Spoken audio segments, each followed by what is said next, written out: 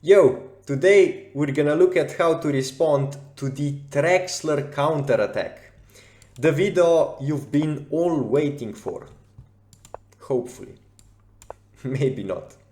Anyways, knight to f6, knight to g5. So we're playing knight to g5 to attack the pawn, and then we're used to seeing d5 to block the bishop, but black just plays bishop to c5. And this looks weird, because it looks like black just messed up the move order. Because the main line of Italian goes bishop to c5 immediately, and then you play something like knight to c3, castles, or c3, and then knight to f6, right? So black just messed up the move order. They played knight f6 first and then bishop c5.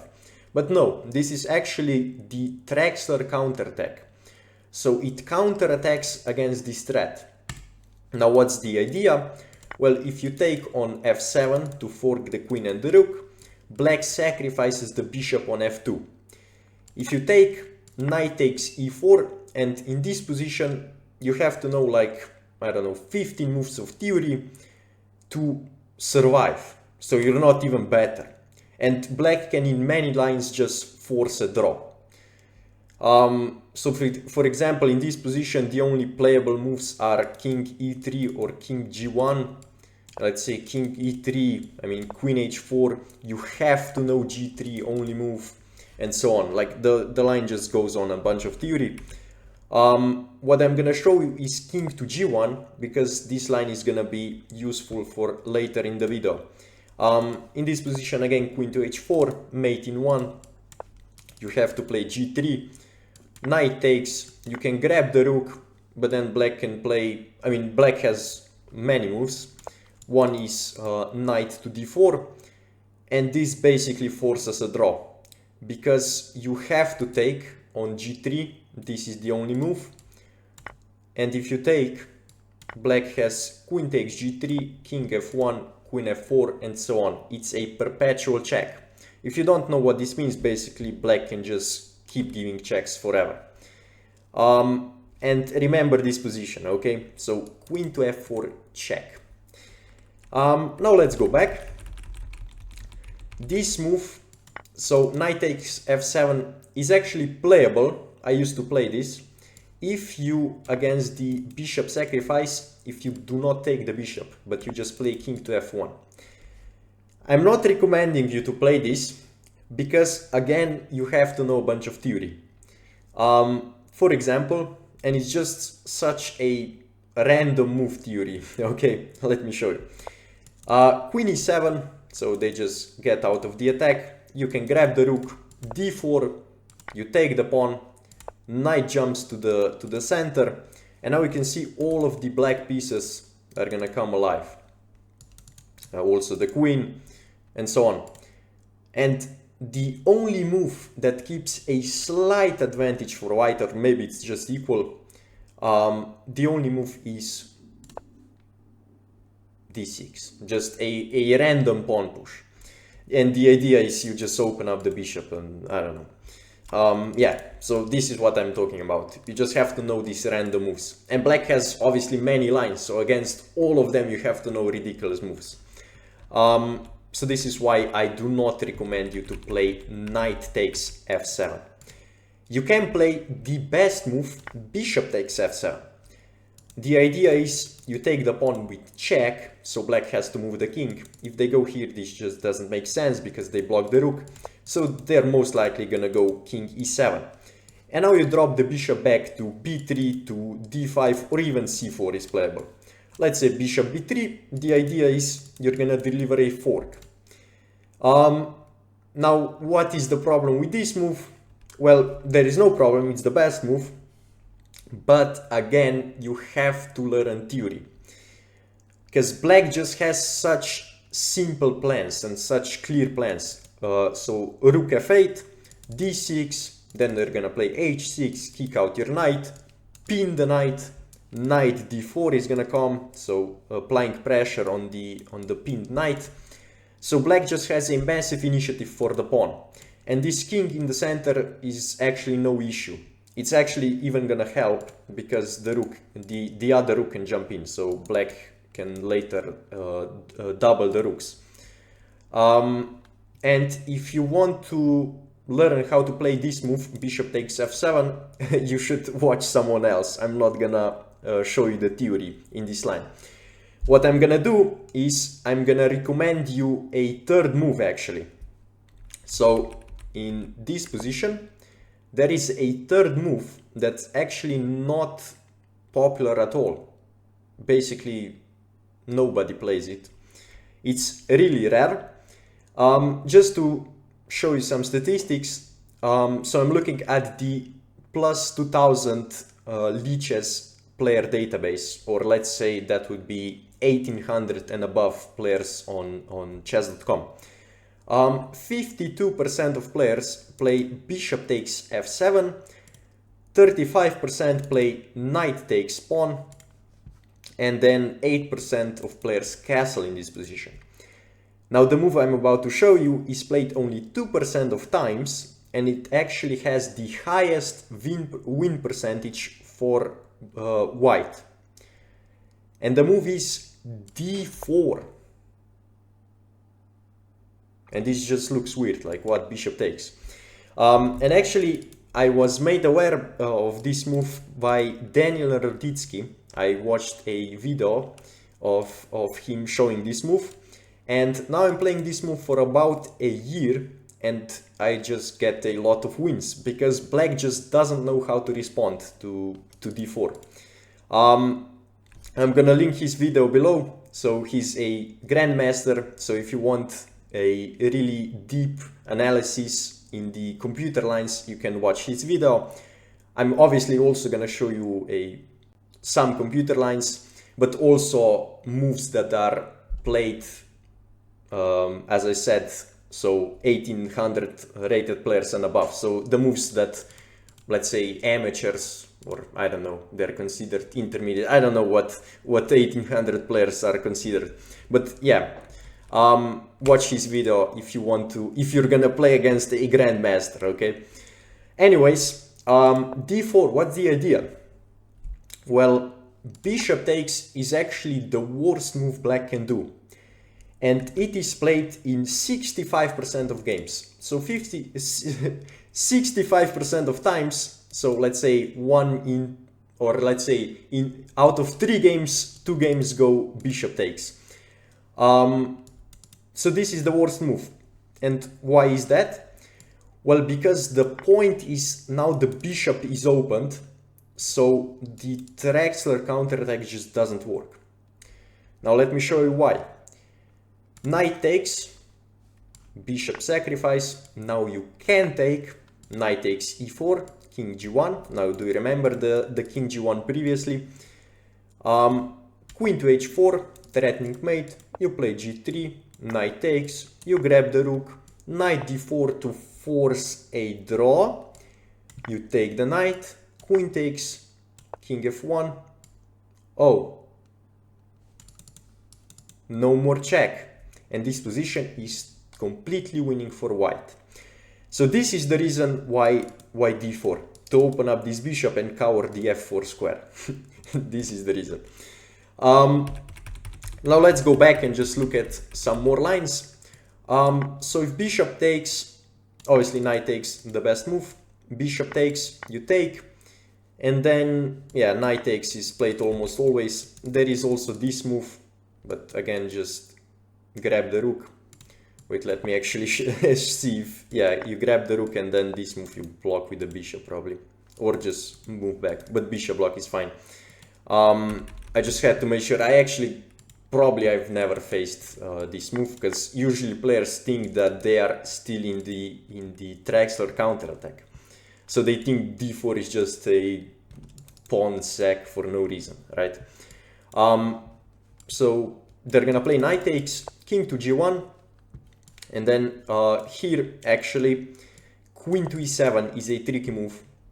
I lost a game once because this is just a mate threat. So if you grab the rook, black has check, and then if you move the king, obviously mate. So against this move you have to play queen to d3, and the idea is if queen check now, just bishop blocks and you're totally winning.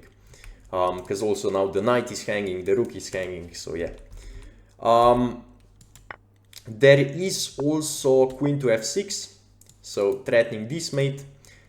Queen e2 is the best move, attacking the knight, the rook is also hanging. You can also play queen to f3, basically forcing a queen trade, and not this move, but black takes. You take, and now the knight is hanging, the rook is hanging. If black plays knight to d6, so take, you take the knight actually, and you're still up a piece, because remember, black sacrificed the bishop on f2. Now yes, black has 2 pawns for the piece, but knight to c3, and you're going for this fork, and how is black gonna develop? So yeah, you're just totally winning. So this is the 2 subtle moves that you have to be aware of. So this move and this move. Usually black is gonna play queen to h4, and now we play g3, knight takes g3. Yeah, this is almost always again this move. You remember? Okay, here you have to play queen e2 because this is not an option anymore. But yeah, knight takes is gonna be played all of the time basically. And now we grab the rook.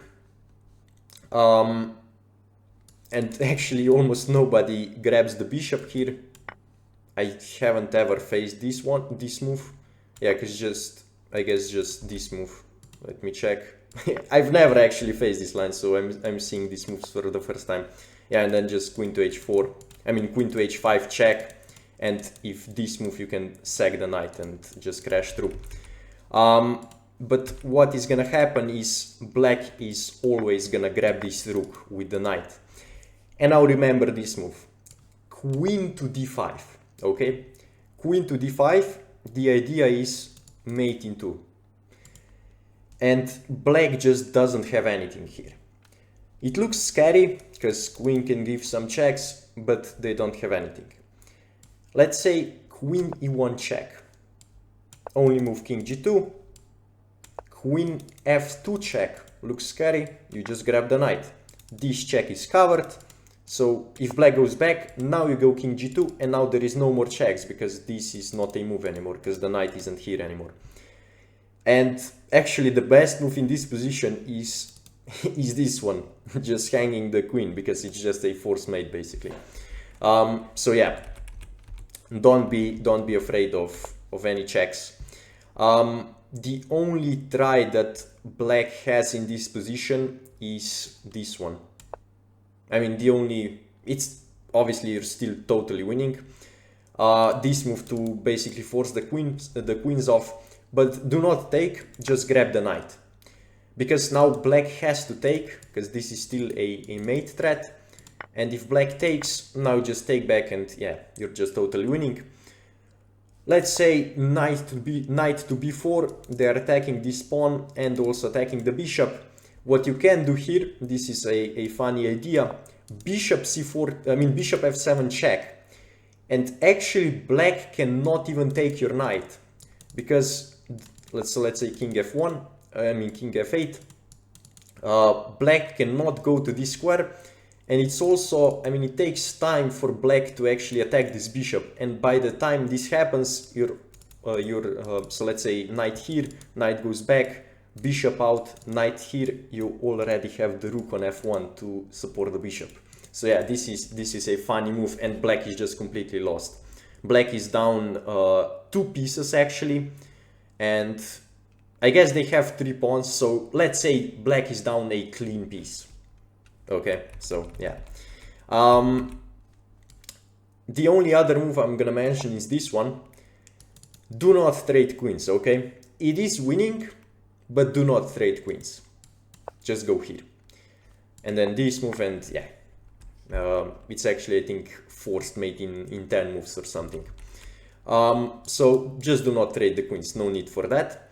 And this is basically it. This is the bishop takes line. So bishop takes pawn, which is most likely gonna happen. Now let me just show you the other lines. If pawn takes, you just grab again, and then queen is gonna move, because this is the only move basically. You just grab the rook, queen takes, and then just queen e7, I mean queen e2, and the queen trade is forced. So let's say queen takes, bishop takes, and d5. And now you're gonna play bishop to f4. You're gonna move this knight to d2. You can castle long, you can castle short, doesn't matter. Even if black takes the knight, which is most likely gonna happen, there is also an idea. So if black goes here to capture your knight, you can play knight to g6 just to damage the pawns even more. And at the end of the day, you're just gonna be up an exchange, and also black just has weak pawns, right? So again, totally winning. What else is there? Knight takes. Knight takes, against knight takes, again, just take the pawn, because now this isn't even an option anymore. Queen to e7, you take. Now here, there is only one move that you have to remember. Against d5, do not be greedy, move the bishop back. Why? Because this move is coming, okay? And the problem with playing f3 is that then you can never castle because there is gonna be some discover check. So just play bishop e2. If they take and take, you're happy, okay? You're just gonna castle. You cannot play this check immediately because g3, if you sack the knight, black has this move, and yeah, the king cannot castle. So just castle, and now, yeah, now you can go for this check.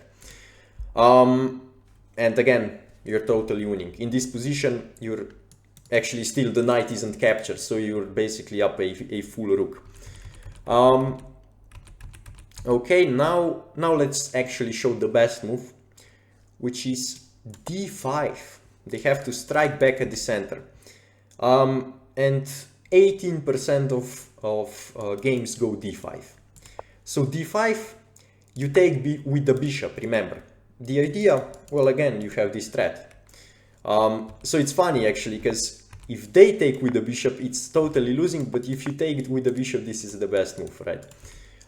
So you take with the bishop, and now most players go knight takes d5, which is just a move that goes into a losing endgame. The best move is this one, knight takes d4, which almost never happens, so this is played 13% of time. So basically, if you want to calculate the probability of black playing d4 and then knight takes pawn, and it's still not equal, right? You're still gonna be better. So basically, the probability is 18% and then 13%. So you can calculate. Actually, let me do that just because I'm curious. So 0.18 times 0.13. So about 2% of games, okay? About 2% of games, black is gonna play the best line. But usually black is gonna grab the bishop. And now remember, you take the bishop. So you take with the bishop and then you take the bishop, okay? Here, most likely black plays knight f6. Now you just trade queens. Black has to take with the knight because otherwise there is a fork. So black takes with the knight, and now you just play knight to c3. So you just support the knight in event of the pawn in the event of h6. And in this position, you're just up a clean pawn and black has no compensation. And the game might continue something like c6. You just play, knight back, knight back to f3. And then something like knight to d7, attacking the pawn, but you just defend, and then you can long castle, and yeah, just your position is actually better, and you're up a pawn. Okay, so just you have to win from that position. Okay, now, so if they do not play knight f6, they can play this one, knight f4, knight f4. Again, just trade queens, and then just take the knight. And knight to c3. Again, long castles and so on. The best move is this one, knight d to b4. The idea is they're kinda threatening a fork, but not really. Here, remember, do not take, but play a3. The idea, they take, you take, and you defend. Knight goes back to a6, only move. And now we play b4, threatening a fork. knight is gonna go here, and now just develop the bishop. And again, you're just up a pawn. So why is this line a bit better for black? Well, because your king cannot castle, but still, I mean, you can just develop. Just be careful about not trapping your knight. So let's say bishop, but again, you can just go to h3. So let's say bishop g4, and if you play f3, I mean, you can maybe get your knight trapped, but not really, because it has this square. But then the pawns can get doubled. Anyways, it's up to you to figure out how to win from this position, because obviously you have an advantage in material and in position. Anyways, now let's look at the best line, so the line that's played 2% of time, which is this one. Knight takes d4. Now remember, bishop takes. Don't take with the knight, because the problem with this move is this move, right? And then your queen is iffy. And again, if you play f3, then you cannot castle. And if you move the queen, then yeah, then you might just lose contact with this pawn, or I don't know, check or something. It's equal still, but it's not pleasant. So bishop takes. King has to move, and then just bishop c4. So you grab the pawn, you move back to c4. And now the only move that black can try is b5.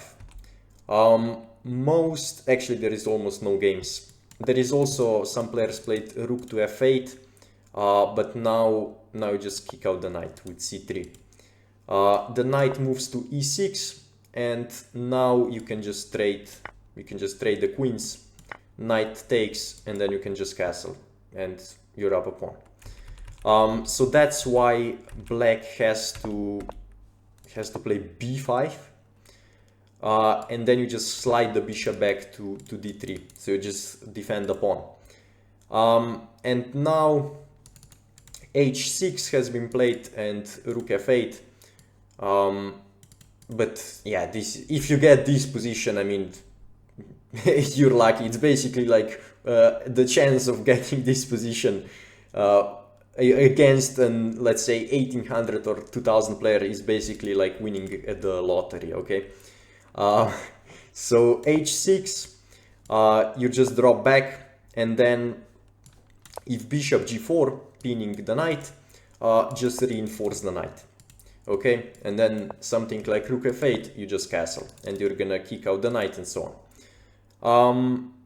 So yeah, this is this line. What else is there? There is this one, rook f8 immediately, so they do not kick the knight, but now c3. Always remember this idea, c3. Knight e6, and now just castle. Okay, you don't have to take.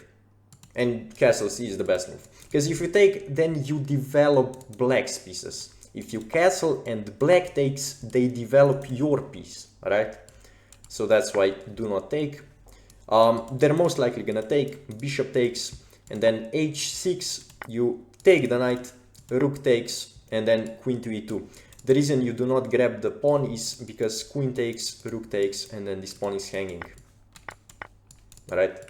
So this is the only trick, basically, that the black has. Just play queen e2 and you're up a pawn.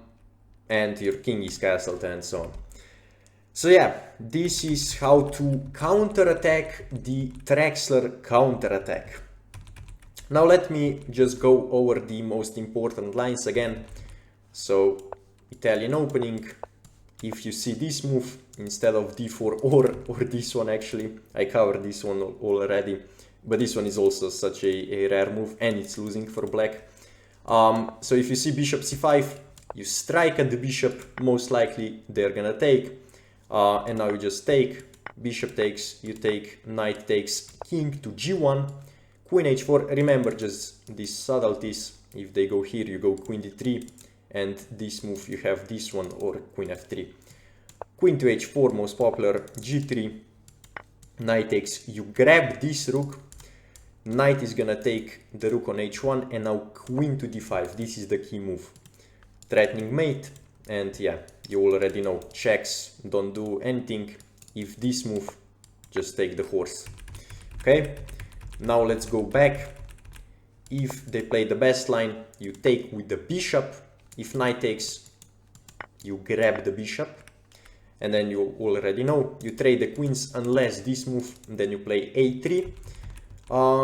And if they play the best line, knight takes, you take with the bishop. And then you just drop back to c4. If this move, you go bishop d3. If h6, or not h6 in this position. What was I? Yeah, rook, this one. Rook f8 immediately. Now you just play c3, right? Remember this idea, c3. Just kick out the knight and yeah, you're totally fine. And you're not winning actually, but you have a advantage because you're up a pawn and you're also gonna be able to castle. So yeah, this is how to defeat the Traxler counterattack. Hope you guys enjoyed the video and see you next time.